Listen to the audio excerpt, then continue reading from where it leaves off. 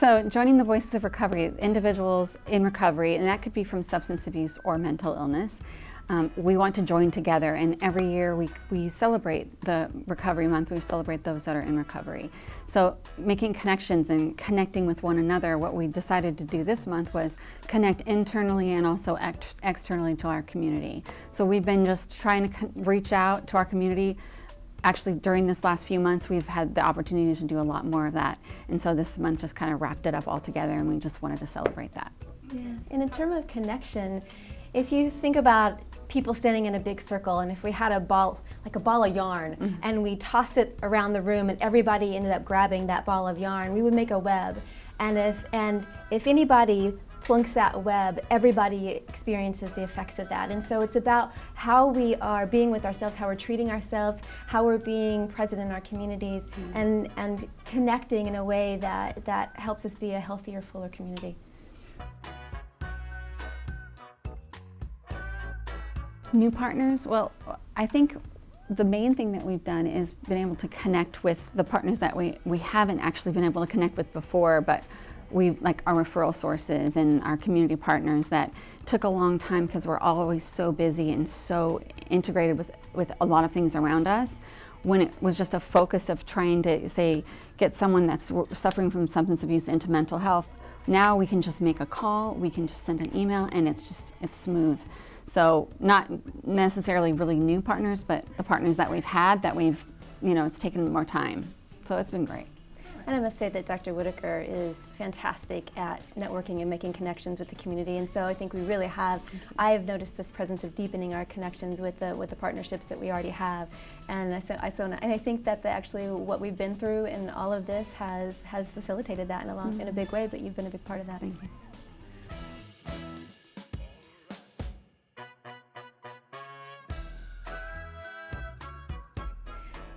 Everybody experiences stress in their own way, and stress is going to affect us physically, spiritually, emotionally. And no one got out of this or is going through this without some kind of stress.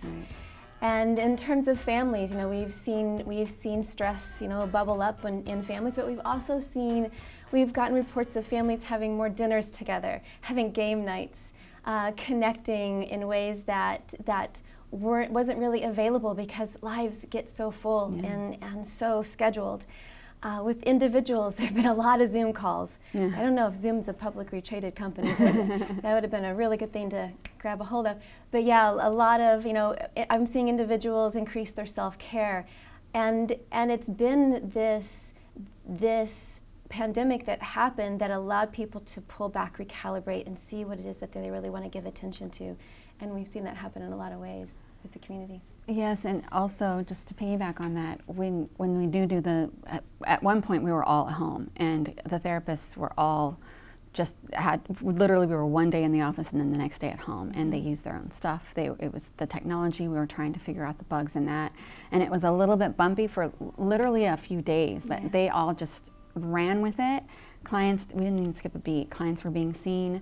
Productivity was still up because clients were still calling in, and they were actually showing up to their sessions because they were there at home. So when they called, they worked on their stuff. They were able to actually do the work, and we saw a lot of progress. So that was just so fortunate to have that while people are suffering and going through things, but other people were actually making headway and they were actually getting through it. So that was a blessing. To piggyback on that there was a significant stress response. But what I also found is people calling me up and saying, hey, my life has been so busy that I've never had the chance to deal with this. I'm at home right now. Let's get to it. And I'd be like, yes, let's do this. So there was also this reaching out to say, hey, I'm ready. Let's work on this thing that's been hanging out there for me for so long. So I saw a lot of motivation in people too.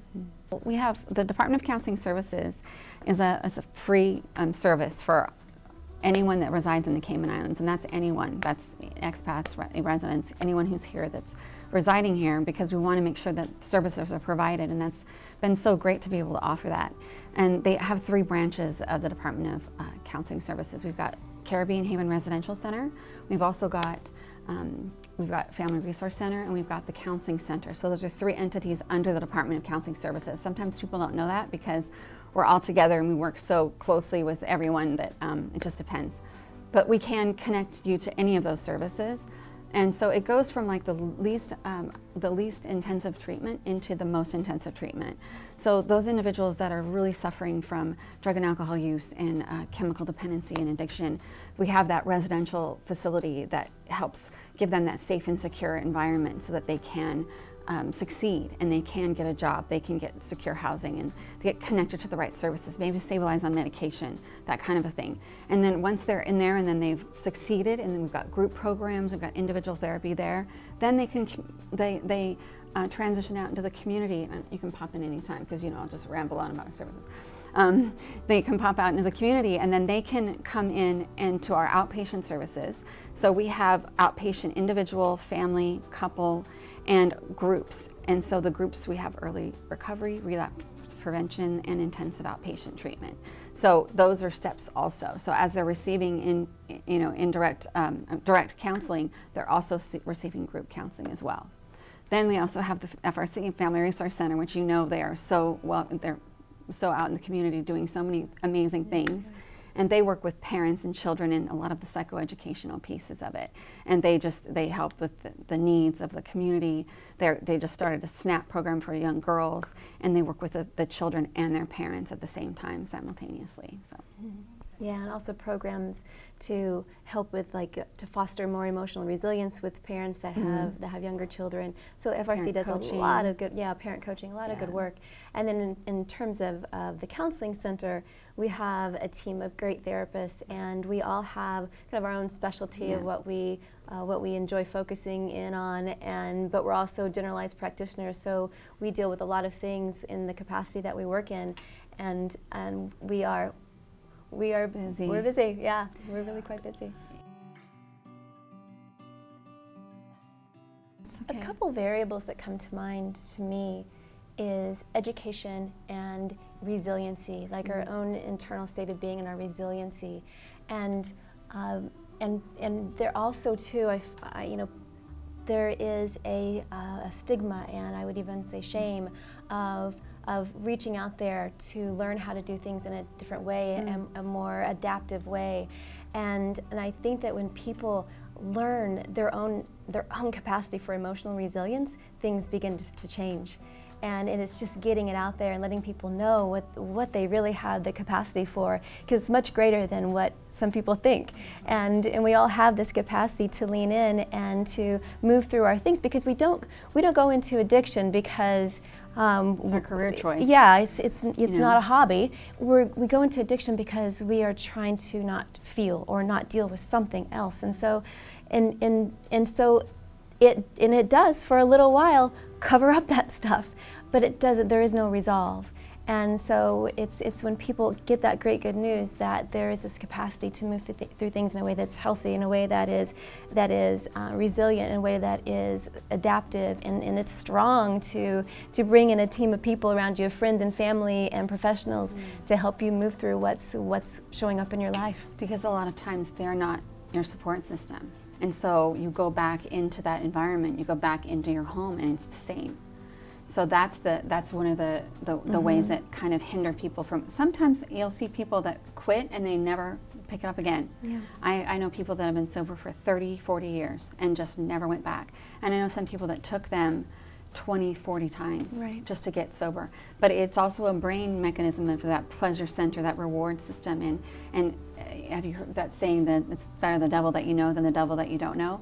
Some people don't know how wonderful it is to be clear-minded and to be able to be assertive and to have friends that maybe connect in different ways. And so it's makes them a little bit more anxious, to reach out. And then, I was just thinking of a story when I was in my master's program. I went home at Christmas and I fell right back into that, middle child and, into the family. And I was like, oh my gosh, I'm turning back into that child again, because you turn back into that exception of what your family expects you to be. And our community is small, and our community has its own foundations. And so when someone has that label, it's really hard to get rid of that label.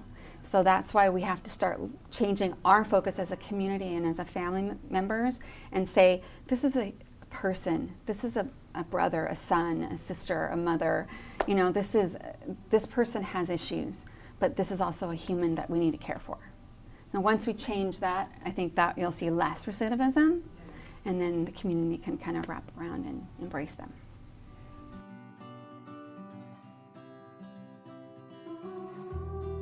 Well, the agencies that we have in the community are There's so the community many. agencies, mental health are connected with HSA. We have the Department of Counseling Services. Catherine was integral in creating the mental health helpline that went through the time of the pandemic. And it's still on today, so it's 1-800-534-6463. That's 1-800-534-6463, and that's 9 to 5, Monday through Friday. And if you call outside of the hours, and I shouldn't say this on TV, but there's an answering service too. There's a message that you could leave, and someone can return your call if you really need to reach out. But also, Caribbean Haven Residential Center has a 24-hour person there. They're there 24 hours. It's really just making those phone calls and reaching out. I'll give you their phone number too. It's 947-9992. So.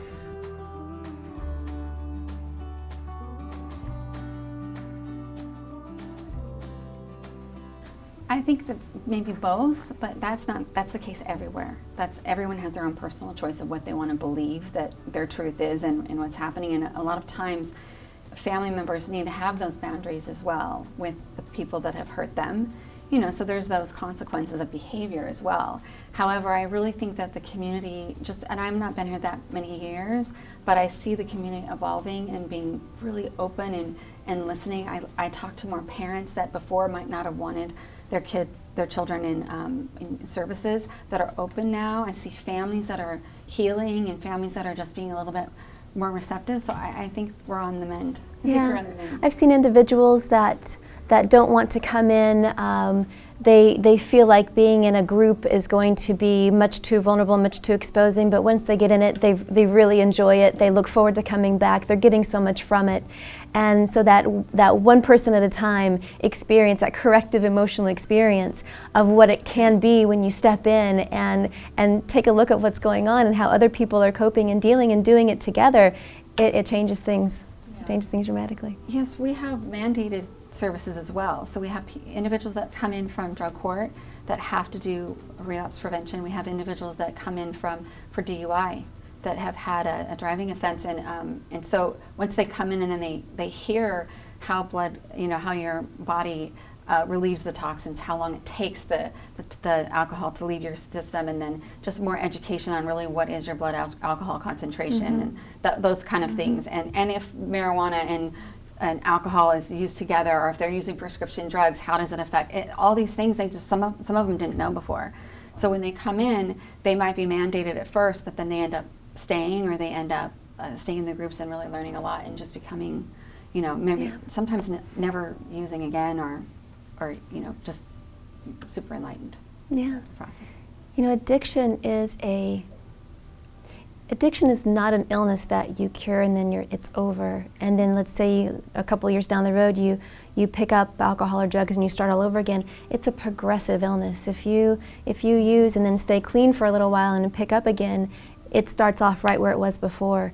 And so getting that education and helping people understand the progression of addiction has been a really good key in getting people to understand that, oh, this isn't just something that I can just come and go as I please, and this affects me throughout my life. And, yes, and once it does affect them, then it affects them physically, it affects their family, it connects to everything. It's not just it's that web. It connects that connection that's not a positive connection.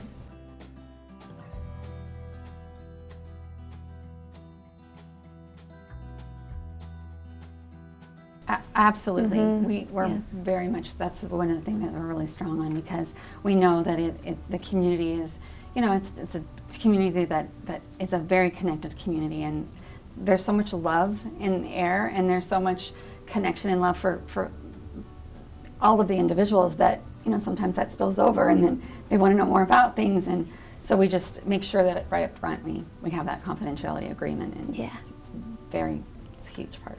It is a big part. It's integral. At the same time, I find that it's valuable to bust the shame around it. Right.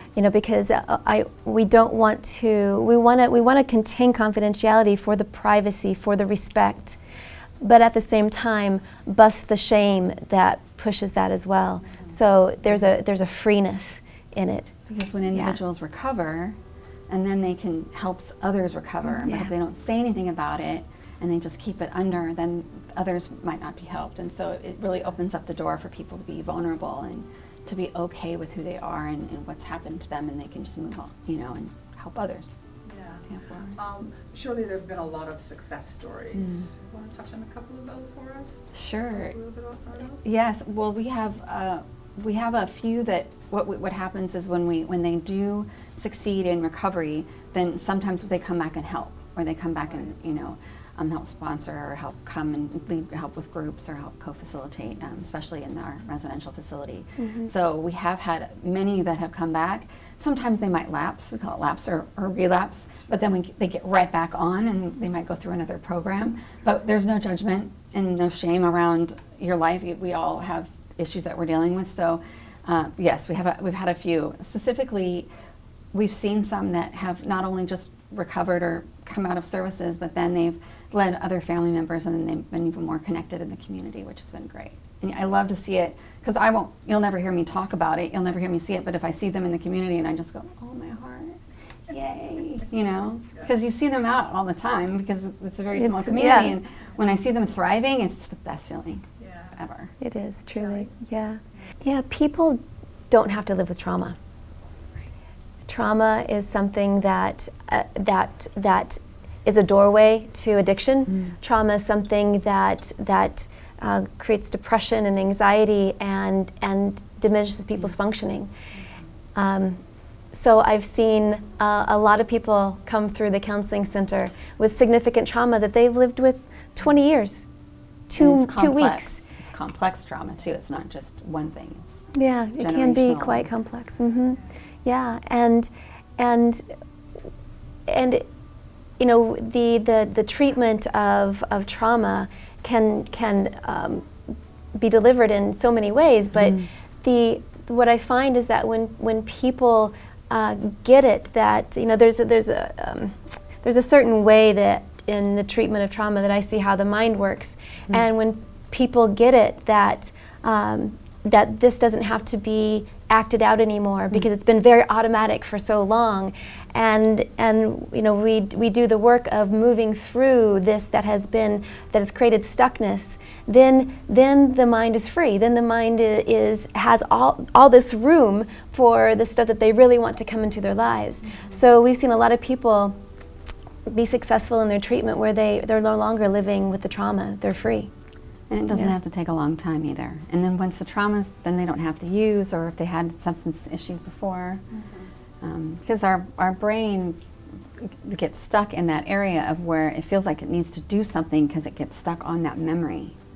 And so your memory just keeps like, what can I do? What can I do? And it's as it's happening right now. It's happening today, and there's nothing that needs to be done. So Shelley does a lot of the rapid resolution therapy, and we do a lot of different therapies, and that's why it was really great to have our team, because they all have their own little nuances, which is amazing. And so that's one thing that Shelley specializes in. Yeah, I specialize in trauma. Yeah, and rapid resolution. And a therapy called rapid resolution therapy, which is a dynamic process, and this particular style of therapy, it can be fun, it can be hilarious, it can be goofy. So working through this kind of stuff doesn't have to be this very serious experience. It can actually be through connection and understanding, and really connecting with the person that I'm working with. There can be this experience of I've had people with significant traumas laughing, no, and I don't mean that in a way of it, this is flippant in any way. We've made this shift in the way the mind is reading the experience that had happened, and when that is done successfully, the mind disengages the emotion from that experience, and so it becomes neutral, at least, if not kind of ridiculous, because the mind isn't seeing it as something that's threatening anymore. And so therefore the mind is clear and free. And like I said before, the stuff that they really want, that's really of value to them, can come in, and their experience of being resourceful and intelligent and creative and funny, all that shows up in big, beautiful ways when this moves through. And the shame goes too, because then you don't care. Then people are like, well, what about that? I'm like, what about it? What about it? Okay, so what happened? I mean, And that's really living your life like your best life, living your life without shame, your authentic life, being okay with who you are. Yeah. So ladies, what would you say are some of the takeaways of dealing with the pandemic in relation to mental and substance abuse has been during this time? Those things that you did that were really good for you during the quarantine, Hold on to it. please continue.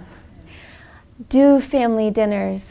Continue with those Zoom calls. Walk on the beach. Walk that beach. Just close your eyes and smell the ocean air. Visualize yourself with loving energy moving through you. Eat healthy meals. Slow down and cook them with yourself or with friends or with family. That ability that you had to step back and see what was valuable and connected for you. Continue that in the best way that you can. Yeah. Schedule your time so that you make sure that you schedule in that time. I know I even did it because we come back and we just hit the ground running again, and I was like, oh my God, even just coming here today and making sure I got my yoga in this morning, and because I thought I need to schedule in yoga, I need to schedule in my beach walks, I need to make sure that I'm taking care of me, because there's still anxiety in the world, and even though we live in this bubble, we don't know the future, and that's the most sometimes anxiety provoking thing that people deal with, just coming back in, even though we're safe, but are we safe? And so so just like living your life, but also scheduling in that self-care, that time to just take care of your body and take care of your mind and your diet and your exercises. We've actually seen more people, more individuals have connected to us in the last couple months than ever. So our services, there's no waiting list, but the wait to get to see the therapist is a little bit far out, just because our therapists have so many people coming in, individuals needing help, and it's a short-term treatment for individuals but we do consider longer term depending on them. So that's one thing. I'll give you give your comments too at the end. I'll give the phone numbers now. I wrote them down in case I blacked out and forgot all of them.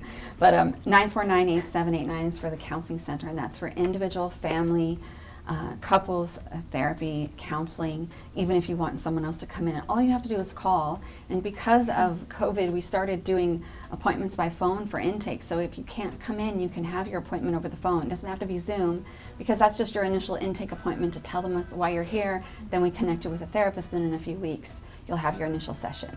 So that gets you connected right away. And that's been the innovation that we've been able to take away from this. We've been able to reach a lot more people that didn't actually have access before. So just call that number, 949-8789. FRC, Family Resource Center, if there's groups always going on, there's workshops, there's parent coaching, they have so many things that are available. If you could just connect with them or even give them a call, they are 949-0006, that's 949-0006. And then CHRC, which is that residential center that has a 24-hour call line. If you have any questions, they're open 24 hours a day, and that is not to bombard them with all the calls, but they have individuals coming in, and they've had to be very sensitive with COVID, and trying to make sure that individuals are safe, and they've gone to extremes to make sure that the individuals that they work with are safe. They did not close the whole time. They are 947-9992. That's 947-9992. As Catherine was saying, our innovation has changed, and because we're going into telehealth, which includes phone sessions and Zoom sessions, we're able to reach out to Cayman Brac more easily and provide more services to Cayman Brac as well, as we did before. But it's more accessible now through this new technology, but of course anyone on island can take advantage of sessions through Zoom or through telephone, as well as in person.